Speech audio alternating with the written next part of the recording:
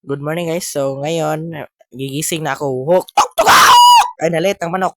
So ngayon, nagigising na siya dahil nalilit ang manok pag tuktulaok. So ngayon, na-shock siya because ang oras is 7:39. So dali-dali siyang umupo sa kanyang upuan at nag-ihap sa kanyang baryang ₱1. At sa ngayon, lingi-lingi siya at palingo-lingo dahil wala siyang pambili ng kape dahil malamig at may orange falls dito. Ay, ano daw yun? At dali-dali na lang niya piniko ang kanyang higaan at ayun, piniko niya, panghipos-hipos niya, niligpit at may kuan pa yan guys dahil kagigising lang yan, marami pa yang iniisip na kakaiba. Then, kuan guys, ayun, at hinahanap niya ang hikot at saka hinihikot niya guys.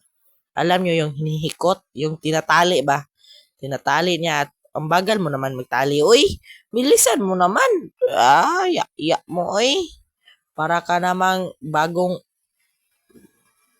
yun lang.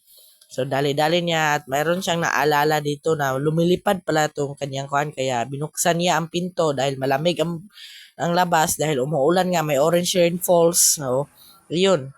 Kinakrang niya. Pinalipad niya. Wak, wak, wak, wak, wak, wak, wak, wak, wak, wak. Sus, kadali ba nag-ilis? Kaya hinangad niya ang langit at napalingo-lingo siya dahil may orange rainfalls.